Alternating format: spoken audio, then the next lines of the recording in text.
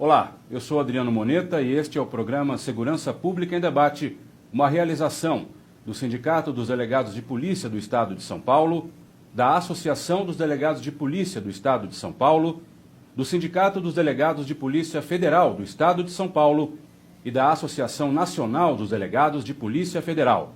Tudo isso com o apoio da ACESP, a Associação dos Canais Comunitários do Estado de São Paulo.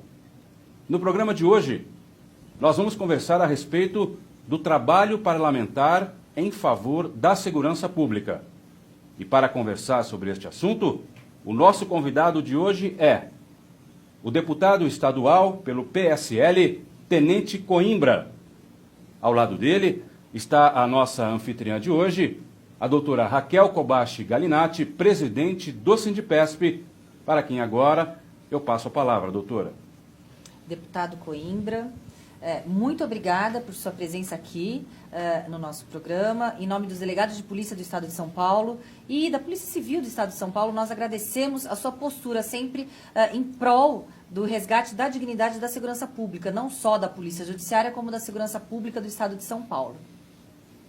Eu que agradeço, doutora, agradeço o Adriano. É sempre um prazer poder falar um pouco da minha história. Eu que fui tenente do Exército, tenho uma parcela na parte da segurança pública também, falar um pouco sobre os processos legislativos e, claro, também a nossa cobrança contra o Executivo. Muito bem, para fazer um breve preâmbulo, deixe-me apresentar o nosso convidado, Matheus Coimbra de Aguiar, o Tenente Coimbra, é de Santos, no litoral paulista, foi eleito deputado estadual com 24.109 votos. Ele é formado em Administração de Empresas e concluinte do curso de Política e Estratégia da Escola Superior de Guerra, a ADESG. Coimbra é primeiro-tenente do Exército Brasileiro e integrou as Forças Armadas por aproximadamente 9 anos. Atualmente está licenciado. Deputado, permita-me fazer uma primeira questão para que depois a doutora Raquel também intervenha. Uma de suas bandeiras desde a sua campanha, eu pesquisei, é justamente a segurança pública. Para começarmos, eu queria saber do senhor como é que o senhor enxerga hoje a segurança pública no Estado de São Paulo. Porque todo dia 25, a Secretaria de Segurança Pública tem por norma divulgar à imprensa e à sociedade, portanto, os dados criminais. E todo mês parece que nós estamos voando em céu de brigadeiro. O senhor tem qual visão da segurança pública paulista, deputado? Realmente, Adriano, os índices eles estão reduzindo, mas isso não é um mérito do Executivo, isso não é um mérito do Legislativo, isso não é um mérito dos equipamentos que dão para a polícia, isso é um mérito apenas dos policiais. Porque mesmo com toda essa onda vindo contra, né, equipamentos defasados, salários defasados, a Polícia Civil, a Polícia Militar no Estado de São Paulo acaba correspondendo os menores índices quase da série histórica, trazendo e estatisticamente se tornando, por que não, a melhor polícia do país. Então, o céu de brigadeiro ele não existe, porque existem coisas que precisam ser melhoradas, índices que precisam abaixar mais, mas principalmente não existe por conta da falta de equipamento, falta de estrutura e falta de remuneração adequada. A senhora concorda, doutora Raquel? Deputado, eu concordo e acredito que temos hoje, quebrando um paradigma, um secretário de Segurança Pública que provém das Forças Armadas, é um general. E sabemos muito bem, eu tenho muita admiração pelas Forças Armadas, que ali o que prevalece é a competência. Então, os oficiais, eles estudam, eles têm um bom conhecimento estratégico a respeito das causas ali em que estão sendo, em que têm o dever de direcionar. E aqui no Estado de São Paulo, nós temos, ainda estamos no primeiro semestre do mandato do nosso governador e não conseguimos sinalizar nenhuma bandeira, nada que pudesse melhorar o cenário, o panorama da Polícia Civil do Estado de São Paulo. Temos um déficit que ele só aumenta, hoje temos um déficit superior a 14 mil policiais. Os salários dos delegados de polícia são piores do que os salários de alguns funcionários e servidores de nível médio em outros estados, até mesmo aqui no estado de São Paulo. Então, parece que há um desprestígio e uma falta de vontade política em se investir naquela polícia que pode combater o crime através de inteligência. Então, sabemos muito bem que o Legislativo, que é a Casa de Leis, a casa que nós, o povo, votou para que tenhamos os nossos representantes lá, e sabemos que estamos muito bem representados no panorama de segurança pública, acreditamos que precisamos de leis para nos restabelecer. Não só a Polícia Civil, como a Polícia Técnico-Científica, a Polícia Militar. E quais são as suas propostas, deputado, a respeito da valorização da Polícia Civil no estado de São Paulo? Acho que a senhora colocou muito bem. O general Campos, quando eu tive a oportunidade de ser comandado por ele 2 vezes enquanto estava na ativa no Exército Brasileiro, é uma pessoa muito qualificada, que estuda muito, ela coloca a paixão, a vocação dele, tanto quando estava como oficial do Exército, hoje como secretário de Segurança Pública. A gente sabe que muitas das coisas não dependem dele, né? Seria propriamente do Executivo, em cima até do orçamento da legislação anterior. Só que o que nós estamos cobrando, e aí com efetividade e com força a questão do Executivo, são as promessas. Porque foi prometido pelo próprio Executivo, no caso do governador João Dória, que a Polícia do Estado de São Paulo ia ser a melhor remuneração entre comparados outros estados da Federação. Depois ele passou essa promessa para o longo dos 4 anos. Só que temos vídeos, tem gravações e tem falas dele que ele coloca durante o segundo turno que a primeira parcela já seria no começo desse ano. Sim. Então, estamos cobrando que esse é um trabalho do Legislativo, a fiscalização, nada além do que foi prometido. Porque, conforme colocamos anteriormente, os índices estão abaixando, os policiais estão motivados com essa nova onda política, com essa perspectiva, mas algo precisa ser feito, ou no mínimo sinalizado. O que não tem cabimento, trazendo de novo no aspecto legislativo, é querer passar aumentos de outras categorias que nem tentaram passar recentemente dos fiscais de renda, alegando que vai motivar eles a trabalhar mais. Isso não existe. Então, eu, quanto deputado da dita bancada da bala, vindo de uma categoria militar, juntamente com os outros do PSL, não vamos permitir que qualquer outra categoria tenha um aumento até que se olhe com carinho para a segurança pública. Muito bom.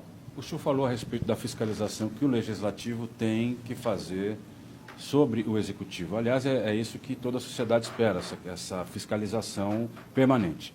O senhor acredita, então, que essa postura do Legislativo seja uma das várias posturas que se deve ter no Parlamento para que realmente os deputados possam viabilizar a melhora da segurança pública? Que outras ações, na opinião do senhor, os deputados podem e devem fazer para que essa melhora seja sentida pela sociedade? Fiscalização é um dos trabalhos, né? Infelizmente, a gente não pode ir no Executivo pegar e assinar o que é de competência do Executivo. A gente pode fazer o nosso trabalho de Legislativo, que nesse caso específico da segurança pública é a fiscalização das promessas, fiscalização do trabalho em si. O que nos compete também é a destinação de recursos. No caso, temos emendas. Conseguimos recentemente para o BAEP, o segundo BAEP de Santos, 2 bots, que totalizam, se eu não me engano, em torno de R$300 mil para as incursões nas áreas de mangues. Então, estamos trabalhando juntamente com o Palácio da Polícia Civil de Santos, algum recurso para a recuperação do imóvel, para dar o mínimo, né, que hoje, infelizmente, quem conhece ali sabe que é um imóvel que está despedaçando. Vou fazer um parênteses. O senhor recentemente esteve, inclusive, acompanhando o secretário de Segurança numa visita que ele fez a Santos e no Palácio da Polícia. Exatamente. Levamos o secretário lá para ele poder ver em loco a realidade dos policiais. Ali tem o Instituto de Criminalística e também tem a Polícia Civil. Todo o complexo está ali. Então, não tem cabimento os policiais ficarem naquele local que o teto, muitas das vezes, solta pedaços, oferece risco para o operador que está ali. Então, levamos ele logo para ele poder observar e trazer recursos para essa manutenção. Qual foi a expressão dele, ou a manifestação dele, quando, imagino que ele já conhecesse, afinal de contas ele comandou um certo batalhão lá, o senhor sabe melhor que eu, lá na Baixada, O general não comandou algum batalhão lá? Ele, na verdade, comandou o Comando Militar do Sudeste. Sim. E aí onde todos os batalhões... Mas ele não teve algo propriamente lá naquela são relacionados. Região? Ou eu estou enganado? Não que eu recorde. Então O general Fernando, que é o ministro da Defesa, comandou o batalhão em São Vicente. Eu me confundi com uma notícia de jornal que li esses dias. Está certo, deputado, desculpe. Mas voltando à questão do general. A doutora Raquel conhece muito bem, afinal ela é delegada de polícia há vários anos, e eu, por ser jornalista, já estive também no Palácio. É uma arquitetura muito bonita, é algo muito legal de se ver. Você, se não conhece, vá a Santos e veja. Mas, infelizmente, a gente vê essa decadência de um lugar que pessoas trabalham ali para prover segurança pública para a população. O que o general falou, ou se é que ele falou alguma coisa ao senhor nessa visita, a respeito do que ele viu? Ele foi evasivo, Adriano. Ele não tinha os dados em mão, ele foi surpreendido até pela precariedade do local. Então ele colocou que tem que estudar, tem que procurar viabilidade, tem que olhar o orçamento, e isso efetividade não traz em nada. A questão é uma só. Hoje, segundo estudos, a reforma total de um prédio que tem parte dele tombado, que prejudica também, custaria 30 milhões. Vamos ser sinceros, não tem 30 milhões para reconstruir uma parte de prédio, uma estrutura física. Então, ou se vai se dar uma condição mínima, e aí dividindo esse valor, mas uma reforma total não vai ter a viabilidade, ou se não, se construa, se modifique, troque de área, porque esse valor é suficiente para colocar a polícia num local digno. Lógico, todos gostamos da parte cultural, da parte histórica, gostamos, é bonito, gostamos de apreciar, mas precisamos de efetividade. O policial ele não vai querer, na sua cadeira, ter uma cadeira de madeira do século XV, ele vai querer ter uma cadeira confortável para ele poder trabalhar. Ele não vai querer um coldre que foi utilizado pela primeira polícia por questão histórica. Ele vai querer ter um bom coldre de saque rápido. Então temos que balancear. Se é muito caro, se não tem condição, vamos procurar uma outra viabilidade. Eu acho que a gente precisa passar já para essas linhas de ação. Porque enquanto ficar nesse vai, não vai, estuda, vamos pensar, o policial ele está ali no dia a dia, está sofrendo, e o teto está literalmente caindo em cima da cabeça dele. Doutora Raquel, a senhora acredita desculpe, eu preciso encerrar o bloco, mas uma última perguntinha até para a senhora responder. A senhora acredita que o secretário tenha sido evasivo na opinião do deputado, porque realmente ele não tem poder de decisão quanto a essas questões? As questões deliberativas cabem ao encargo do governador. Obviamente, os secretários de Estado, eles cumprem as ordens deliberadas pelo governador. Então, realmente, talvez por não saber qual será o próximo passo, o secretário também tenha respondido dessa forma evasiva. Já estamos no próximo bloco? Então, não, daqui a pouquinho. Então, deixa eu só fazer um parênteses. Eu não sou santista, mas passei minha infância inteira em Santos e recentemente recebi o título de cidadã santista. Ou seja, eu conheço muito bem a Baixada Santista e sei que, apesar de ser uma cidade rica, uma região muito rica, é muito perigosa, principalmente no Guarujá, nas épocas de temporada. Temos que ter uma atenção especial em todo o estado, e o governador ele tem que se atentar que a segurança pública do estado de São Paulo ela não pode ser tratada com tamanho descaso. Temos que ter, no estado mais rico da federação, uma segurança pública de excelência. Então vamos falar no próximo bloco. Vamos sim. Desculpe interromper, doutora, sim, mas é apenas para que a gente volte falando e tenha mais 12, 13 minutos dessa conversa maravilhosa. Segurança Pública em Debate, primeiro bloco do programa de hoje fica por aqui, segundo bloco já, não saia daí.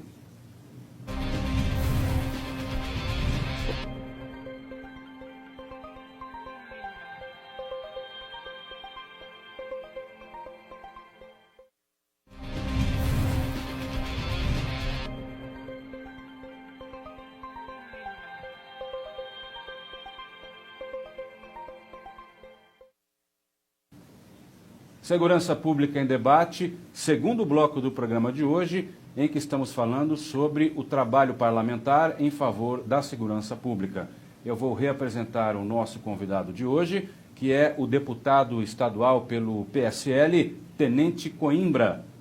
Ao lado dele está a anfitriã de hoje, a doutora Raquel Kobashi Galinatti, presidente do Sindipesp, a quem agora eu repasso a palavra, já que a interrompi repetidas vezes no bloco passado, doutora. Pois não, fique à vontade. Não, continuando, falando sobre a segurança pública do Estado e da segurança pública especificamente da região da Baixada Santista, até porque eu conheço a região, morei até quase os meus 18 anos na cidade de Santos, e apesar de muito rica e uma cidade muito agradável de se viver, temos agora um problema muito pontual, que é um problema de segurança. Antes não imaginávamos, agora hoje Santos, Guarujá e os arredores, e agora existe uma criminalidade muito forte ali na região. Então, eu acho que há necessidade de que esses problemas não sejam mascarados, que esses problemas sejam enfrentados com seriedade e competência.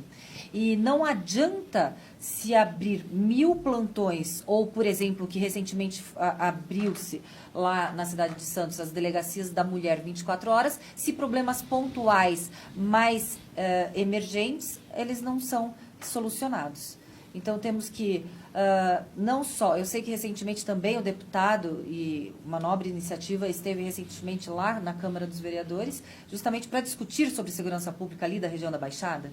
Sim, estivemos recentemente, inclusive com o secretário de Segurança. Também, ou seja, o secretário foi por 2 vezes na região de Santos. Não, aproveitamos a mesma demanda, levamos ele com os vereadores para discutir sobre segurança pública. Em oportunidade anterior, homenageamos os nossos profissionais de segurança pública, aqueles que já que não conseguimos forçar o executivo, por enquanto, algumas questões salariais, a gente homenageia o brio do servidor que arrisca a sua vida constantemente pela população. Mas a senhora colocou bem, porque o litoral, locais que têm muitos turistas, tem uma característica própria, porque em finais de semana, em feriados prolongados, a população muitas vezes dobra. Sim. E dobra também os criminosos, ou até mais, porque isso, quanto mais gente, atrai mais criminosos. A pessoa está no seu momento de lazer, ela está com o celular na mão, ela está filmando, e o criminoso ele vem em busca dessa pessoa sabendo que vai ter uma certa confusão da gestão pública, né, pela quantidade. Então precisamos ter um olhar mais clínico em relação a esse sentido, e foi uma das coisas que nós expomos para o próprio secretário de Segurança Pública. Um olhar mais técnico, clínico e técnico. Exatamente. Que não se mascare aqueles problemas vivenciados pintando as fachadas das delegacias. Recentemente, aliás, saiu no Diário Oficial até um edital para que as empresas pudessem contribuir para a segurança pública aqui do Estado para a Polícia Judiciária. Inclusive, quem assinou foi o secretário executivo da Polícia Civil, que é o secretário que vem atrelado à Secretaria de Segurança Pública, subordinado diretamente ao secretário de Segurança Pública. Na sua opinião, deputado, a autonomia da Polícia Judiciária, que já é o tempo todo flexibilizada por ingerências políticas que nós reputamos muito prejudiciais, não seria mais uma forma da Polícia Judiciária ficar à mercê das vontades, nesse caso, dos poderosos, se estarão injetando recursos, que seria uma obrigação do Estado injetar recursos na Polícia Judiciária? Com certeza é uma obrigação do Estado, e tem que ser a preferência, né, nessa questão orçamentária ser do Estado. Porém, quando se o cobertor é curto, eu concordo em buscar novas receitas. O que não pode ter é qualquer tipo de amarração de mão, de rabo preso, e isso tem que se deixar bem claro. Porque se forem identificados, aí merecem ser coibidos severamente e exemplarmente. Mas quanto à iniciativa privada, a ajudar, hoje temos as PPPs que são realidades em diversos setores. Quanto eles ajudarem, eu vejo com bons olhos, porque infelizmente hoje o cobertor do Estado está curto. Perfeito. A senhora se referiu àquela questão das delegacias serem melhoradas e tal, que foi Sim, doações. noticiado. Parece que recentemente ou a BMW, alguma marca, algum revendedor de carro, alguma marca, parece que já se propôs a fazer algumas doações para a Polícia Civil. Então, o que abriu, o edital foi aberto e publicado no Diário Oficial, e agora as empresas, as pessoas jurídicas que quiserem se habilitar para fazerem doação para a Polícia Judiciária, elas se candidatam ali. Deputado, deixa eu perguntar uma coisinha para o senhor, só mudando um pouquinho só o rumo da conversa. O senhor mesmo nesse período já que o senhor tem de mandato, salvo engano 3 meses por aí, Isso. o senhor apresentou já vários projetos de lei, dentre os quais 2 versam sobre a questão da segurança pública e também sobre a questão das mulheres. Queria que o senhor contasse um pouco sobre cada um desses PLs e se o senhor acredita que eles vão ser aprovados, qual é a estratégia para que eles sejam aprovados na Alesp. Um já está, ele caminha, ele tramita como um projeto de lei, mas o próprio Executivo já está colocando em prática, que é o botão do pânico referente a casos de violência doméstica. Ele tem algumas divergências do que está sendo colocado em prática do projeto inicial, mas ambos acabam contemplando o escopo da população que precisa, né? Daquele nicho da população. Precisamente ou não necessariamente? Como é o nosso projeto? Colocamos, porque como ainda está em fase de implementação do Executivo, eu não posso falar por ele, mas o projeto que colocamos em discussão seriam as mulheres que tenham medidas cautelares, né, que já tenham passado por esse processo infeliz, já foram agredidas, já prestaram sua queixa, que elas tenham medidas cautelares contra os seus cônjuges, elas recebessem dentro de um aplicativo uma senha. Isso já está funcionando em alguns estados de forma parecida. Onde, se ela houvesse necessidade de acionamento, ela pressionaria, né, entrando no aplicativo pela senha, ela pressionaria por 5 segundos o botão e automaticamente ele mandaria um alerta, né, ou diretamente para a Polícia Civil ou até para o Copom, para o carro de polícia mais próximo fazer essa abordagem. Nos outros estados, inclusive, esse aplicativo, o policial ao acessar, ele consegue ter fotos do indivíduo, o qual ela tem a denúncia anterior.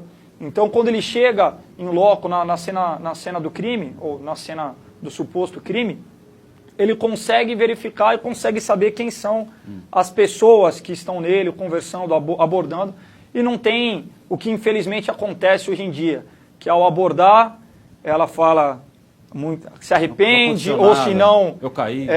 Ou não, às vezes não se arrepende, ela é coagida, ela é ameaçada, e acaba não prestando devidamente a queixa. Então, com todo esse histórico na mão, ele consegue fazer a abordagem de forma correta. E o outro PL? O outro projeto é sobre a questão de transportes. Então, foi constatado um aumento criminal com as pessoas com vulnerabilidade, que a gente colocou, são os idosos, as pessoas com deficiente e as mulheres, né, vulnerabilidade social naquele momento, das 22 às 5 da manhã. Então, o nosso projeto ele permite que o ônibus, sem sair do seu trajeto original, ele possa parar, não necessariamente no ponto, mas para a descida desse grupo de pessoas que eu já coloquei. Mais perto da casa, será? Exatamente. Com isso, a pessoa ela não precisa correr risco, transitar grandes distâncias, sabendo que é um horário que estatisticamente é mais perigoso e com isso traz mais segurança.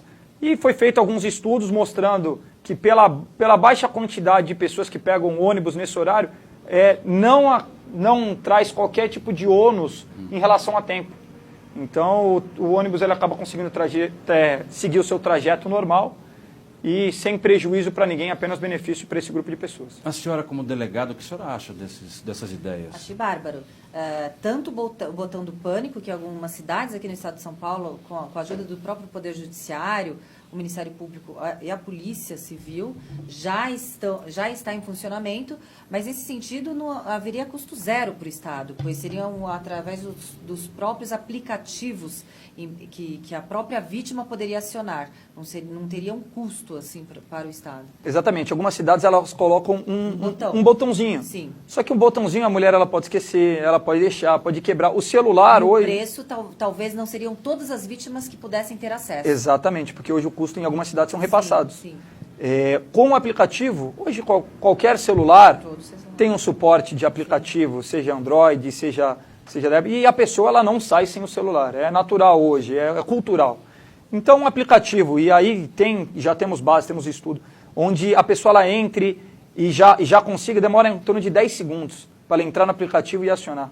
Então, nesse caso, simultaneamente seriam acionados a Polícia Civil, Polícia Militar, Poder Judiciário? Como é que funcionaria o aplicativo? O que colocamos como sugestão seria avisar a Polícia Civil, por conta do processo já aberto. Com as medidas protetivas. Exatamente, e avisar o Copom para acionar a viatura mais próxima. Muito bom. Para ter uma efetividade na atuação. Né? Então, seria um disparo duplo. acho bárbaro. É a tecnologia funcionando para aumentar o rol de proteção das mulheres que são vítimas. E a senhora colocou muito bem, é custo zero. Custo zero para o Estado. Só precisa de boa vontade de implementação. Parabéns. O senhor acha que vai ser fácil aprovar? Como é que é a estratégia para que isso ocorra? Os deputados que são pró-segurança pública estão a favor? Como é que é o cenário lá na Alesp? Hoje o cenário é que quase todos os deputados, para não falar todos, né, porque eu não conversei com os 94, são a favores. Mas o próprio Executivo já começou a elaborar um projeto parecido. Ou com base do que eu apresentei, ou por conta dos outros estados, mas a questão da efetividade começou a elaborar algo parecido. Não temos ainda a informação exata de o quão parecido vai ser e quais vão ser as possíveis diferenças que tenham. Então não consigo avaliar do Executivo. Mas dentro do Legislativo, a tendência é que passe, que vire um projeto de lei autorizando o Executivo a realizar esse projeto. Acho que nesse sentido independe de ideologia partidária, política, pois estamos falando de defesa de direitos humanos da mulher que, no caso, está vulnerável como vítima de violência doméstica. Então, nesse sentido, independe. Aquele deputado que for contra um projeto desse vai estar perdendo votos, né, na Alesp.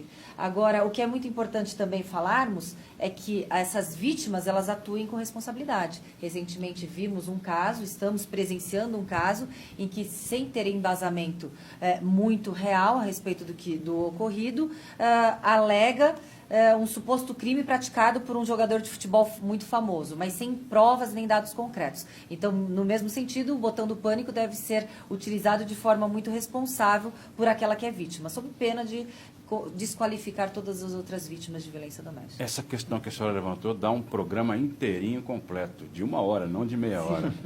Deputado estadual Tenente Coimbra, infelizmente eu preciso encerrar o programa, vou lhe dar mais 30 segundos para ou responder a doutora ou fazer suas considerações finais. Farei os dois, de maneira rápida.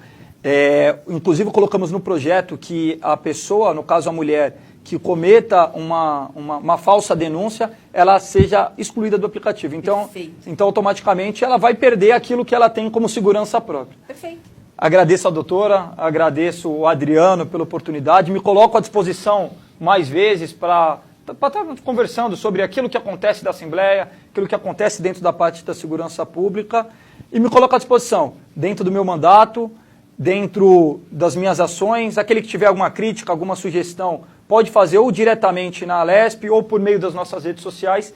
Acho que a grande característica minha, da minha equipe, é essa abertura de porta, é fazer esse mandato de forma coletiva com a população em prol da segurança pública. Perfeito.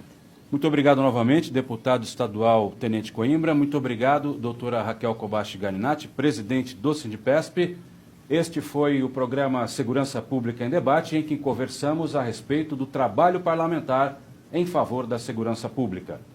A você que nos acompanhou até aqui, o meu muito obrigado e até a próxima.